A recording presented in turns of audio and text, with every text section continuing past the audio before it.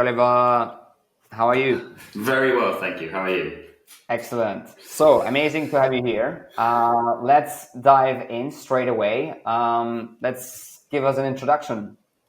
Yeah, thank you so much for having me. I don't know how broad you want this intro to be, but I'm Oliver. I'm CEO and co-founder of ConversionWise. We are one of Europe's largest CRO and landing page design agencies.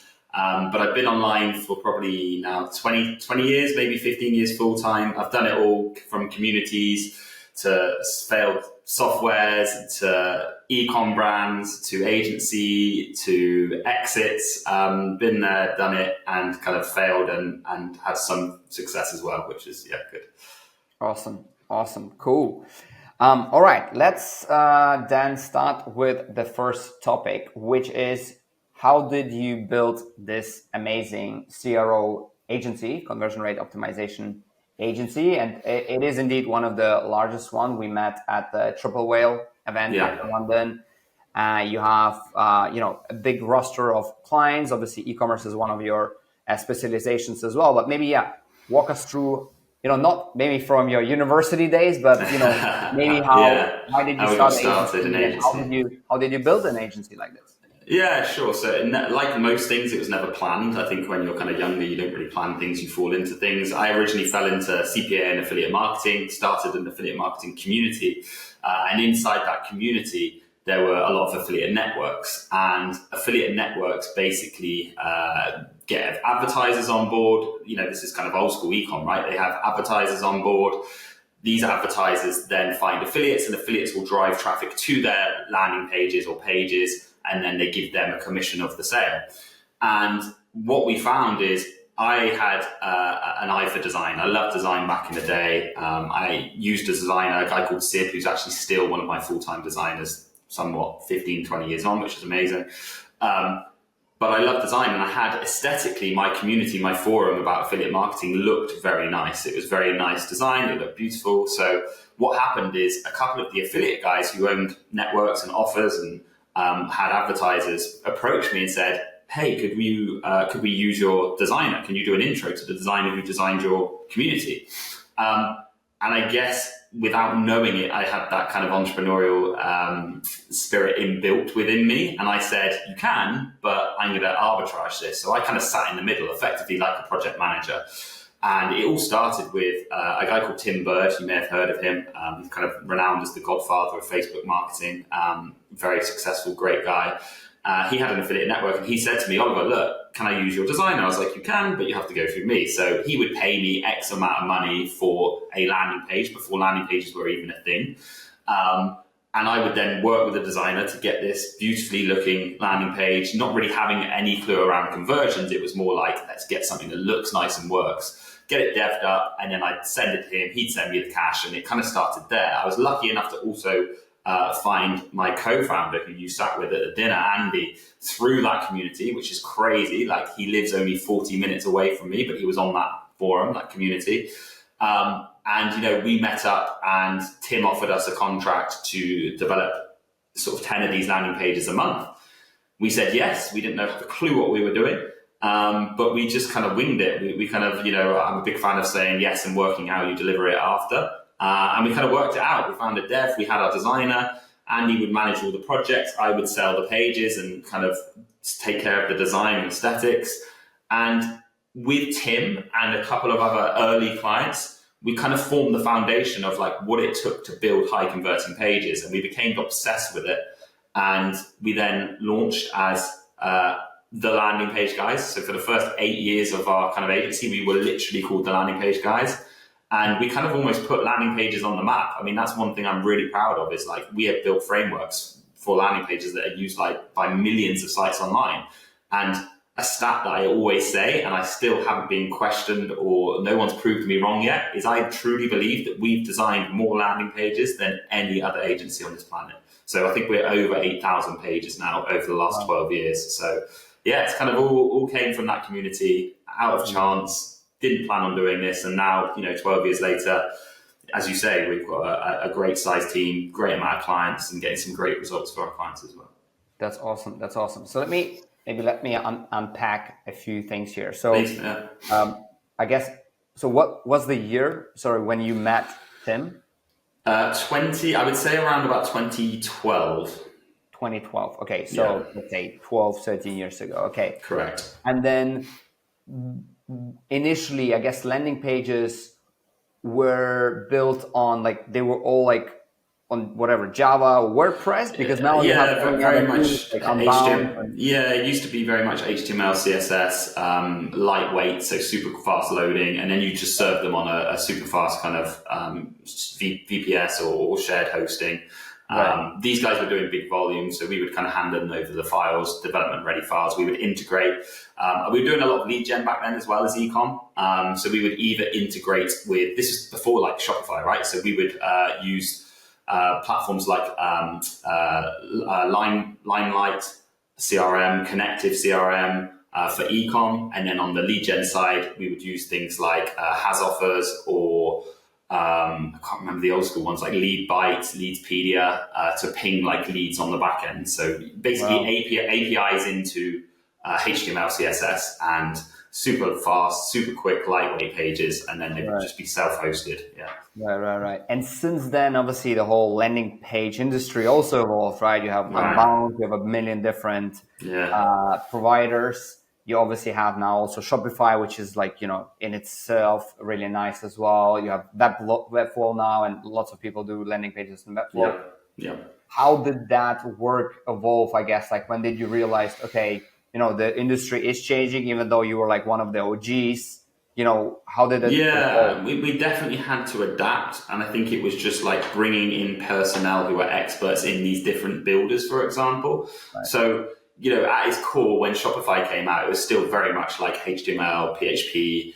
You could still get into the liquid theme and kind of develop things that we were doing already. You would just do it on top of their platform.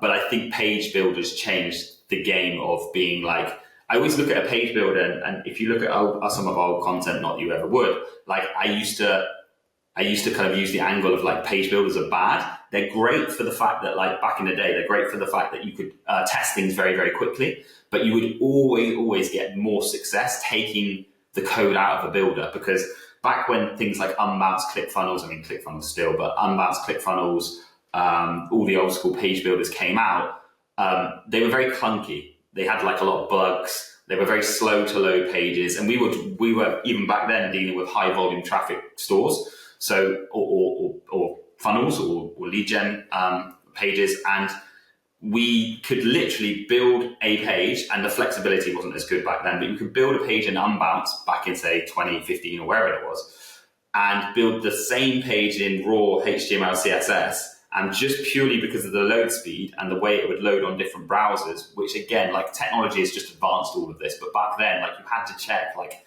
all different browsers, browser versions, browser types. We used browser stacks to like literally cross-reference all browsers because things would load completely different on different browsers. You would do that test of like the unbounced page versus the kind of static page, and the static page outperformed the unbounced page every single time because it was like clunky, slow, etc. So like I think page builders have become a lot more advanced, way more advanced, and that's only going to kind of improve with things like AI and just tech. But I think what's more important now is the conversion principles within a page. So like, regardless of where you build your page, I don't care. We build a lot of pages on Shop. We build a lot of pages on Replo, other platforms, other builders. But it's more now about the elements that are on that page and how you lay that page out. Makes sense. And then when did you meet your co-founder? And then how did you split initially the work, and how do you split it now, I guess? Yeah, so we probably met back in sort of 2011, I think, and we formed the business in 2012. We met through the community that I had. That community was a blessing. It was, just an amazing time of my life. It was when I was still a full-time chef. I started that. So I was a full-time chef until the age of 26. Like I was quite late to actually go full-time entrepreneurial. Like I see all these kids now who have like SaaSes and different business doing millions by the age of 20. And I'm like, this is crazy. Because those opportunities just weren't as easy back then, I would say. They were still there, but it wasn't as easy to start a business back in 2010 or 2012. So I had loads of failed businesses, started this affiliate community, which took off, never planned on monetizing it, met Andy through that.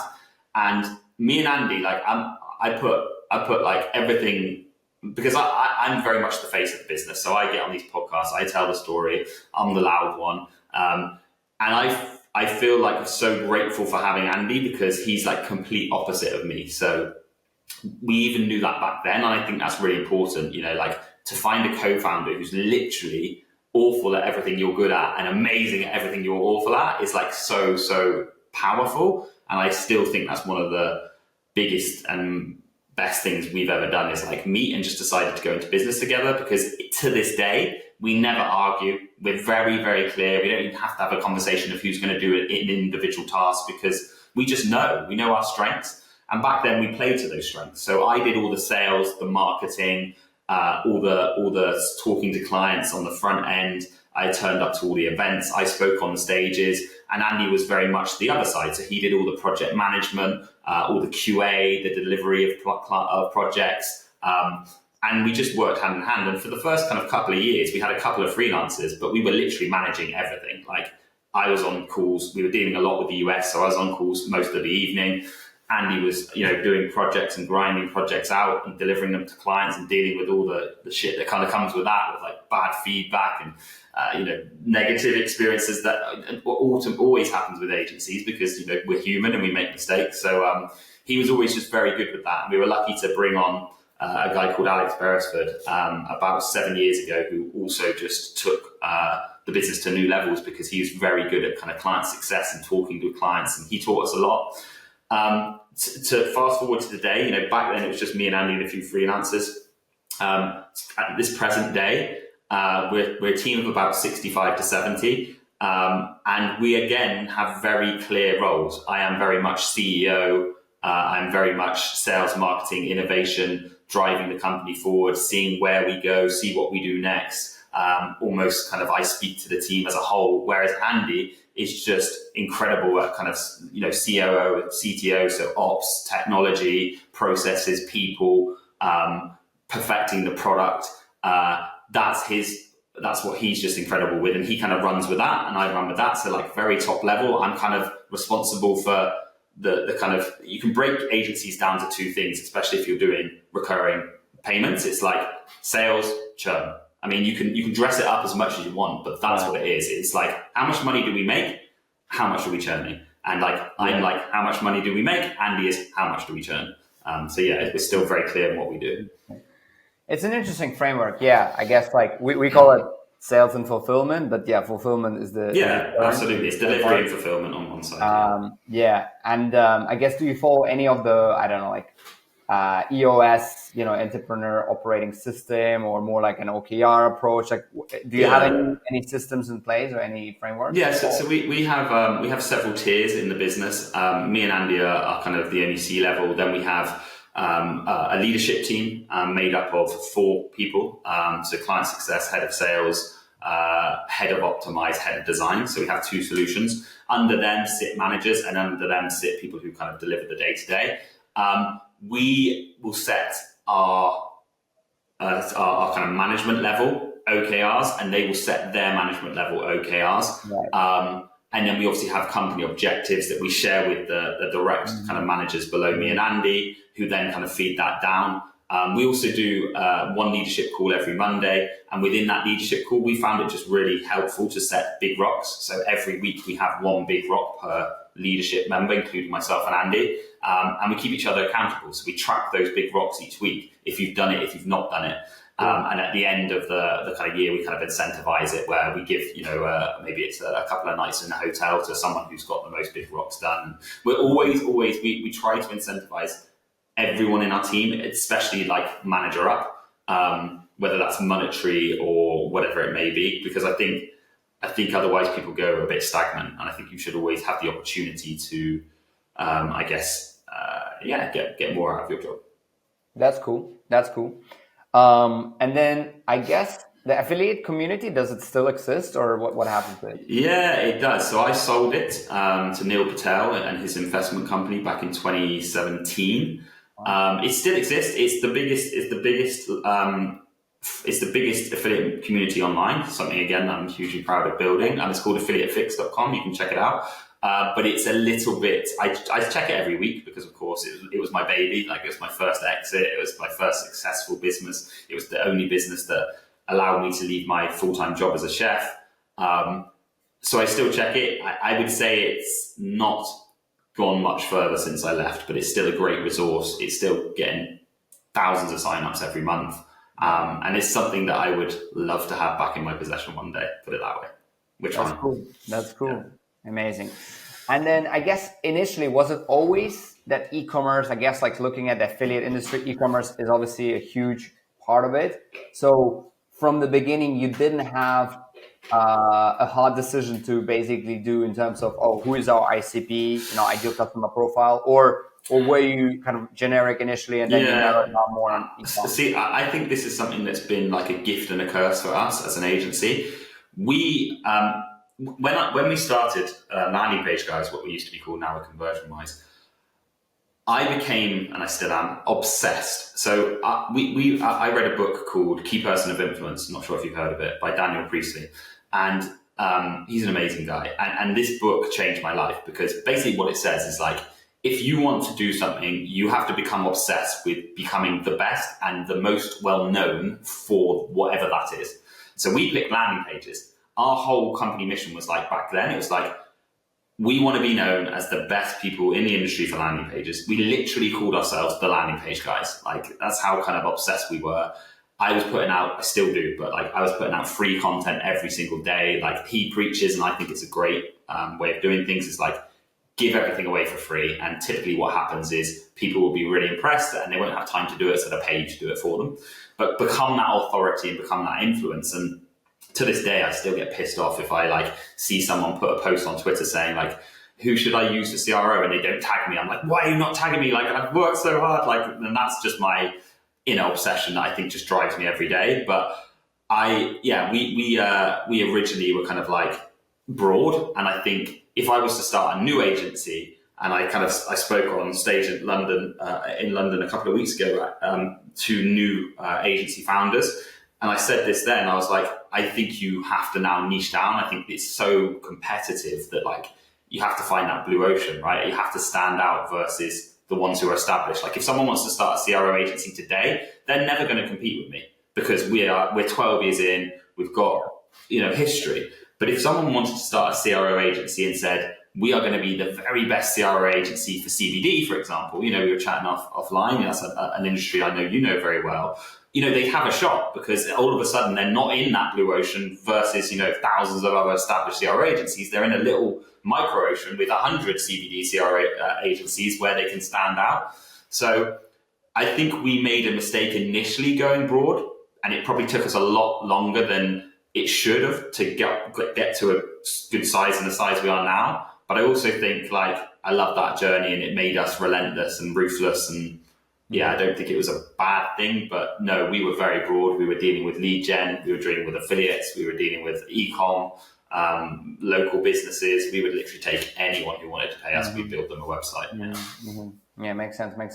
And I guess you also learn a lot from actually initially doing some landing page optimization for other industries, right? Maybe Absolutely. you can take some learnings to the e-commerce industry as well. But I think that's also why we kind of design these conversion principles, because the best way to do any form of conversion rate optimization is marrying qualitative and quantitative data. So it's analytics, post-purchase surveys, user testing, married with UX, UI, heuristic walkthroughs of sites, etc. That's the best way. But there are best practices, and those best practices genuinely go across any vertical, any niche, any landing page, be it lead gen, advertorials, listicles, quiz pages, opt-in pages, webinar pages, e-com stores.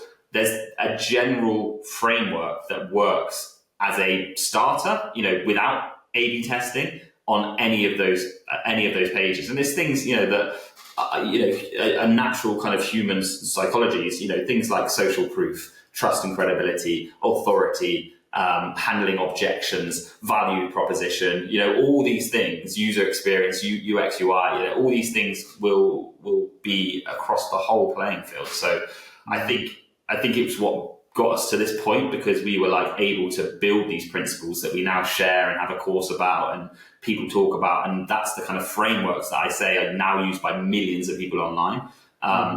So yeah, again, that's just, I think it's been a blessing and a curse. It's been a lot harder and we probably took longer to get to where we are, but I think it's also given us a very well-versed view on landing pages and CRO.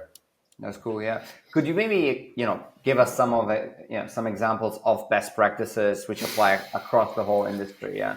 Yeah, I think those things I mentioned. So, social proof is huge. So, testimonials, reviews, star ratings. Like if you go on any website above the fold, so the section that loads on mobile or desktop when you land on the site and there's no social proof, you're literally leaving money on the table. So put a review there, put a testimonial there, go one step further.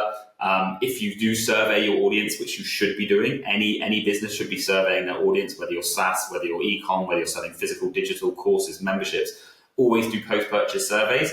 Ask those people who purchased, why did you purchase today? Great insights. Most importantly, what made you almost not purchase today? Because you'll get a load of people who respond with the same things. They'll say like, I didn't know if I'd get instant access if it's a course. They say, I didn't know how long it would take to deliver if it's a physical product. They'll say, I didn't know how much my usage was if it's a SaaS. You'll get reoccurring things. You can then use that thing to handle the objection on the front end.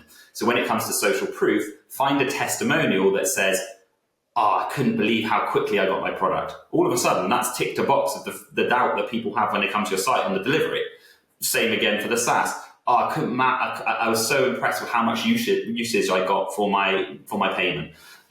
So social proof is huge. Trust and credibility.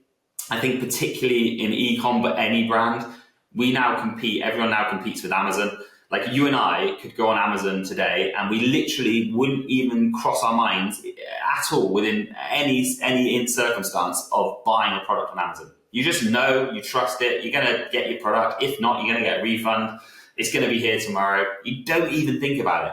But when people are clicking a cold ad and they come to your site, that doesn't exist. You have doubts. You're like, is this legit? Are they drop shipping? Are they actually going to send me this? Or this course? Can I trust this course? So put things on your page again above the fold that mitigate that barrier. We call it a little trust policy bar. It's a little bar that sits below the navigation. 3 or 4 points with 3 or 4 icons that just handle that doubt. So, let's say established back in 2012. All of a sudden that makes you look like a real cool business because you're still here. Yeah. Served over 100 happy customers. Oh, wow, they've served 100 happy customers. That's really good. If you're a physical product, made in the US, if you're selling to the US, they're made in my country. Oh, they must be proud. 24/7 support, satisfaction guarantee. Like all these things are just going to help people, again, cold prospects go, this is a real business. I trust them. I'm more likely. Value proposition. Okay. So using your headline to get the value of your product across. Mm-hmm. So many people are guilty about this, right?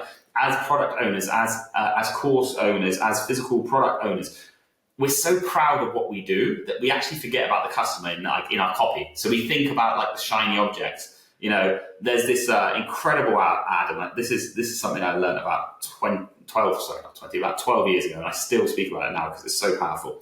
There's 2 ads, and they're identical ads. And this ad is a hand holding up an iPhone. This ad is exactly the same hand holding up exactly the same iPhone. And there's some copy above. There's a little bit of text. On ad A, the text above says the all new 12.8 super mega zoom camera. Okay, brilliant. Same ad on B, but the text says, take pictures of your family that will last forever. And that outcome and that benefit-driven copy will convert over that one times 10. So I think with the value proposition, it's like, how can we use our headlines to showcase to people the benefit and outcome they're going to get of our product, as opposed to like what the product is and the shiny objects. So value proposition is huge. We could go on, but I think above the fold, that's what you can nail. And, any listeners can go and do those 3 things now on their pages, and I guarantee it will convert better. Yeah, that's cool. I'm going to, rewatch this episode to actually implement some of those things on our, e-com side and agency side. That's fascinating. Okay, so let's say, sounds all great. Where do you see, let's say, issues where maybe some direct response stuff doesn't really work? Let's say, conversion, everything is optimized. Like maybe where is something else going wrong? Like, is it, I don't know, like somebody's competing where traffic is too expensive, or Yeah. some, I don't know, some I other think thing? one big problem we see and try to obviously mitigate when we come in is like there needs to be a connect between your media and your CRO, because if you have an attribution channel, whatever it is, that says one thing, and then you land on the site and it says a completely different thing, there's a kind of a miscommunication line that kind of needs to be matched. So the first thing we do when we come to work with a brand is we ask to be introduced to the media agency, and we ask to look at the ad library, because again, we've seen simple things where we just come into businesses and we make the text and the image congruent from the ad to the landing page, and conversions go up. So I think that's a really important thing. I think also just not knowing your numbers. A lot of people will focus on conversion rate. Conversion rate is great, but you and I could increase conversion rate within a split second. You're just half the price, right? So conversion rate is not the metric you need to be tracking. You should be tracking effectively revenue per visitor or revenue per session. Now that's a metric between conversion rate and average order value. So how much am I making per click that comes to my website? I would always be tracking revenue per session. And I think some people can become fixated with conversion rate. I think also retention is a big missing part. So it's all good and well getting people in, and the CAC might be okay. But let's say you're losing money on the front end and you don't have retention played in. Sometimes that can be okay, because if you have retention plugged in and you're actually getting people on subscription, or you're upselling them, or the lifetime value of a customer is worth X, without knowing your numbers, you can't effectively run paid media and say that, hey, this attribution cost is right or wrong. Because I think, again, we've come into brands where we'll suggest, you actually don't need us right now. You just need someone on the back end so that your ad's a bit more profitable. So then we can then increase the amount of money you're making from the ad, and you make it on the back end. So I think there's lots of mistakes when it comes to CRO, but I love your question when it's not involving CRO. If CRO is dialed in, and I think it's front of funnel and obviously end of funnel, and that is, attribution, retention. Yeah, interesting.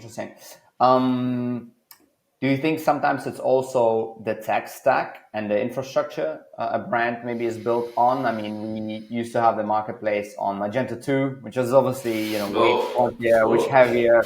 Yeah, obviously big lessons learned there. But, nowadays, let's say the standard is, people are on Shopify, WooCommerce, maybe BigCommerce. Obviously, you have also new players like Shopware coming again and trying to attack the market kind of but do you think that's a big factor in conversions? I think it is at volume. So I think that again just comes down to load time and page speed. People think page speed is really important. It's not until you get to a certain volume. So if you're doing 200, 300,000 sessions per month, page speed can have a big effect. And tech obviously comes into that. Typically most Shopify themes now load very quickly. And page builders do as well, but we have seen some nightmare scenarios. We have seen people on BigCommerce, on Woo, on Magento, where it's too clunky. I think typically Magento was that platform where they just over-engineered it. So yeah, I think tech does play a part, but I also think it does at volume. I think what big mistakes we see when it comes to tech on, say, Shopify, for example, is over populating your site with apps. Third-party apps are going to slow your site down. I think, again, that's always normally shiny object syndrome. It's I have to have this inventory countdown timer. I need to use an app for it because it's easy. I have to have this in-cart upsell, and I need to use an outdated app because it's easy or it's cheap. And that's when you can have problems with bugs, with load speeds. And again, that only comes into play typically on high-volume stores. I think, again, with other platforms like WooCom and BigCommerce, they not the person, but they have over complicated the buying process. So we still see sort of 2-3 step checkouts with WooCom, and it's no, You just need a sliding cart straight to your checkout. So I think when people put steps in the way, you know, everyone is obsessed with like having these like one-click upsells or pre-purchase upsells. And if you knew your numbers, a lot of the time they can actually affect your revenue per session. So it's actually more impactful to take them out. So yeah, I think apps can definitely have problems, show problems, but I think load speed, etc., becomes a problem when you're doing a lot of volume, not at the lower stages. And how do you think about the future in terms of content management systems in general? Do you think that Shopify will continue to do really well, continue to get more market share? Do you think there will be actually more disruption and somebody coming up with a completely new type of experience? In my experience, my opinion and my experience in the world I'm in, which is largely e-com, Shopify is king. Shopify is category king. It's established. It's easy to use. It's somewhat affordable. I think until that changes, I don't see a change. I mean, you know, they released their numbers yesterday. I think stock went up 25% in one day because they were doing good things. I think the founders are amazing. I think Harley,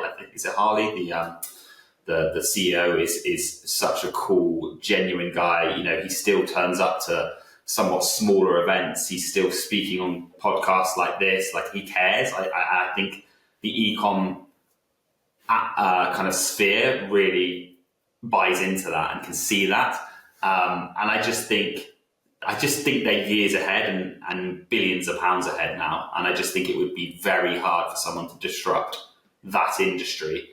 But it's done before, right? They came and disrupted WooCommerce. So, you know, it can be done. I just don't have any problems with Shopify, put it that way. So like, I don't see anything they're really particularly doing wrong, especially now that they've kind of built out the themes on like blocks. So it's very easy to like edit things for, you know, the everyday user. You don't need to be tech savvy. You know, when Shopify first launched, you needed to be very tech savvy. You needed to go into the Liquid theme. You needed to edit code. Now they're making it more kind of drag and drop. You have, page builders like Instant Replo, etc., where you can add on and get these pre-made themes. And within like 10 minutes, you can have a theme up, a page up. So I don't see it happening. But hey, stranger things have happened, right? What we see is that a lot of market share doesn't go necessarily to other content management systems, but other channels, right? Like be it TikTok Shop, you know, Amazon, and you know, other marketplaces, you know, Walmart, depending what country you're in. How do you see that? I mean, it obviously, it's kind of like taking, obviously, conversion rate optimization is really, you know, important for the direct experience on your website. Correct. Yeah. But how do you see the maybe, you know, world play out in terms of, you know, other channels, let's say, and other places? Yeah, I think there's always going to be a need for a store. So you always need your kind of home. You always need somewhere where people can go, they can browse, they can get to know about your business. They may not make a purchase on that first visit, but you know, they can go through your store, see your product listing, see your about page, see that you're a real business. I don't think the .com is ever going to die. Again, in my lifetime, it probably will. There'll be something new, but I think technology only advances how people purchase. I think obviously TikTok Shop is a huge one, based on intent. In-app purchase is going to be huge. I think obviously, you know, there'll be something around kind of VR and buying through a virtual experience where it might not necessarily be the .com or the store. But I think anything that you do still has a CRO backbone. Everything still needs optimization because you can always make something better to make more people purchase. But yeah, I do see that playing out slower, but across multiple channels. And I think it will just get spread. But I think, again, you still need that store. You still, even on the retention side, right? You still are sending email to people back to a product page or a collection page. But yeah, I think the world is advancing. I think, you know, TikTok won't be the last, for sure. So there's going to be multiple ways to purchase. But I think that's just a good thing for brands. I think it just gives everyone different markets, different, the kind of TikTok are begging you to spend on their platform right now. And it reminds me of early kind of Meta, right? Back in the day, Facebook, you could get like penny clicks. Same with Google, right? You could get like penny clicks on Google. Now you're paying like $3 a click. So Yeah. I think, TikTok are in this bubble right now that I think will burst from a perspective of like, it won't always be this cheap and easy, because I've seen that happen time and time again. But there'll be something else. There'll be the next one. People work TikTok out as well. So yeah, for sure. And I think now TikTok is also launching this whole like fulfilled by TikTok to like be like Amazon as well. So it's very interesting. Yeah. Okay, and then in terms of like, world is changing, et cetera, AI, it's here, it's here to stay. How do you see it impact the CRO industry, maybe your industry, but also like what does it mean for brands? Yeah, so we love AI internally at ConversionWise and for the industry. I think it's been a good thing. I think the way we use AI is to save time, quite frankly, quite honestly. So we do a lot of high volume stores. So again, qualitative, quantitative. We'll look at like post-purchase surveys, for example. So let's take like one of our clients, like GFUEL. Like they're doing hundreds of thousands of sales per month. And we will post-purchase survey all of those sales. Now, back in the day, we would have to manually, or get a VA to manually go through each line of each response, spot commonalities, spot things that keep coming up, spot tone of voice, and it would take weeks, like literally weeks. Now, you can export all of those survey responses, you can upload it to AI, and you can prompt it to say like, spot the common objections, spot tonality, spot tone of voice, spot buzzwords that they keep mentioning. And it just makes our job so much easier. I think the other way we take advantage of AI is definitely within copy.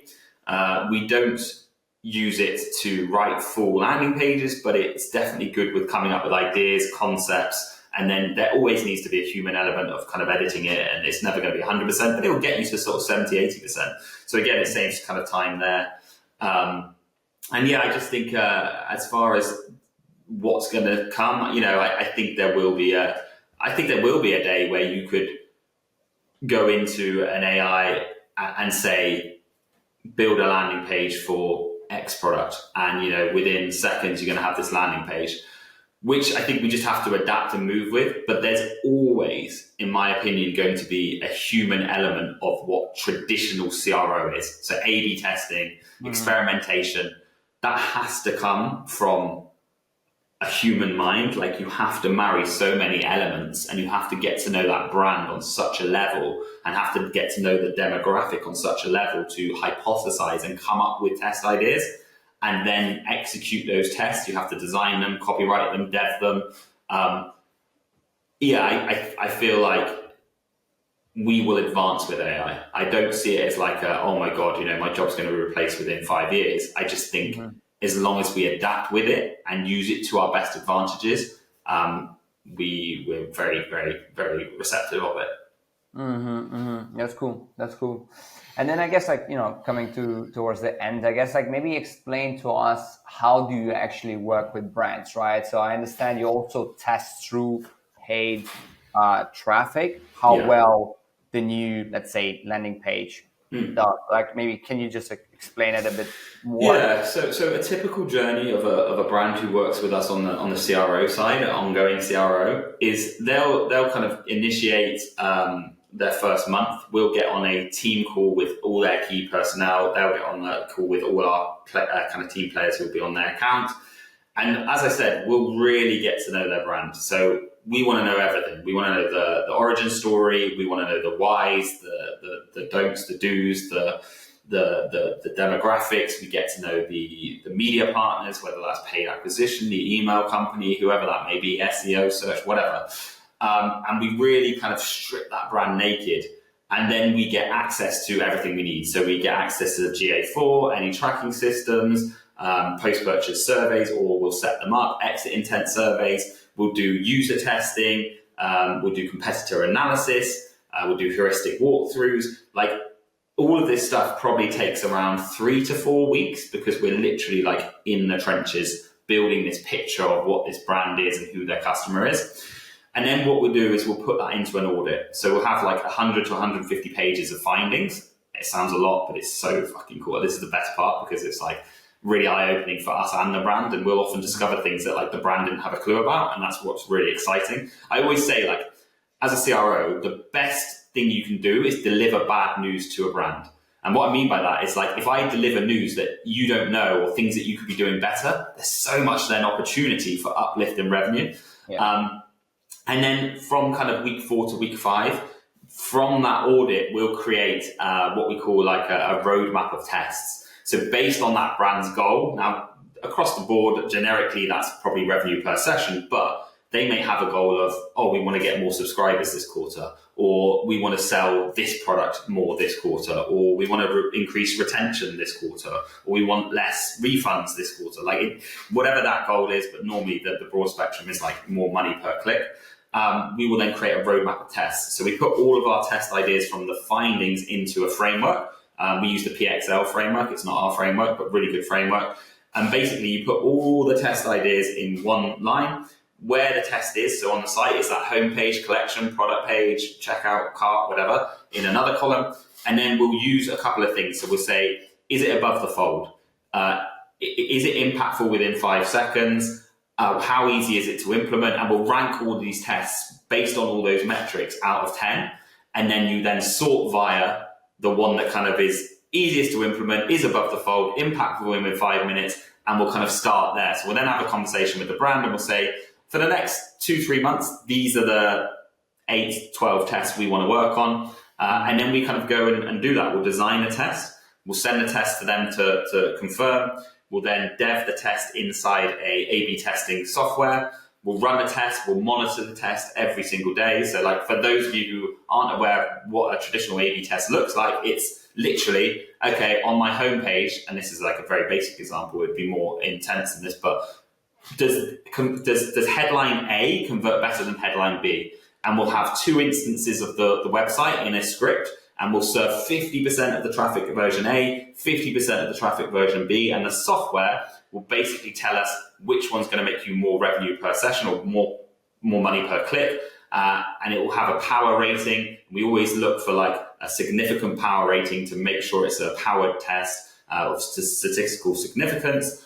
And then once it is a powered test, again, that's the best job because we get to go to our client and we say, this particular test is going to increase your revenue per month by $40,000, for example. They'll go, fantastic. We then implement it on their site. So it's the uplift is theirs and we'll move on to the next test. That's in a nutshell what we do. However, we come from a very, very much consultative background. So CRO isn't just A/B testing. That could be that we've seen your attribution, the landing page that you send someone to, and you maybe don't have a landing page, or maybe you're using the wrong type of pages. So we could, for the first couple of months, just be building you some pages. We could just be building some listicles, some advertorials, some pre-sales, better improving your PDPs. So it's really case by case, but I always say we're a performance agency utilizing CRO. So we look at the goal and we utilize anything within CRO to get to that goal for you. Got it. So let's say after 3 months, once you've done, let's say, everything, how does the journey from there look like? I mean, do people say, okay, guys, thanks so much. Let's... No, like our retention is very high. Like typical brands stay with us for like a year plus because there's honestly, the answer is like you're never done. There's always new hypotheses. There's always new technologies, new tests. You have new products, you have new goals, you have new pages. Also, don't forget, you're getting in new customers. So whilst we are optimizing your store and getting you cheaper customers, those people then need to be surveyed. Those people need to be then, user tested, etc. So it's an ever going thing. And what we'll find as well is and this is something that we do in our agency. I don't think many agencies do it, but your tests are only as fresh as the person who's working on those tests. So sometimes it's just a fresh perspective. So let's say we kind of get to the end of the life cycle, maybe that's 6-9 months down the line. We'll bring in a different CRO to sit on your project. This person then moves over, and sometimes those eyes and that fresh perspective and that mind might just go, have you thought about doing this? Let's try this, and this. We're all humans at the end of the day. Tests and hypotheses, yes, they're backed by those 2 sets of qualitative and quantitative data, but they're just guesses. We're just guesstimating that this should work. Until you actually test it, there's no proof. And hey, more tests lose than win, and that's a fact. So again, it's like what you take from those losing tests and how do you then build the kind of winning test mentality and get more winning tests. And that takes time. That takes time for sure. Wow, fascinating. All right, awesome. So how can people find you? How can they reach you? Yeah, thank you so much for having me. I mean, you can follow some tips and tricks from me on our socials. So at Oliver Kenyon, I'm probably most active on X, so Oliver Kenyon. And if you want to speak about anything CRO or understand how we could maybe work with you, we offer a free discovery call, ConversionWise.com. Hit the book free discovery call, and we'd love to speak to you. Awesome. Thank you so much. Thank you. It's been really great. Awesome. Bye. To finish off this episode, a little promotion from our end. Neoptima is an award-winning marketing agency for B2B SaaS businesses. We work with companies backed by YC, Sequoia, Carlyle, Lightspeed Ventures, Northzone, and many other top VCs and PE investors. We work with venture-backed, private equity-owned, and bootstrapped SaaS businesses all around the world. Reach out to us and book a call in the description below so we can optimize your growth journey. If you have a fellow founder, if you have a team member, if you are part of a Slack group, Telegram, or WhatsApp group with other founders that could get value from this episode, please share this episode with them. We want to help as many founders as possible to scale their business. Thank you for joining us on this journey. See you in the next episode.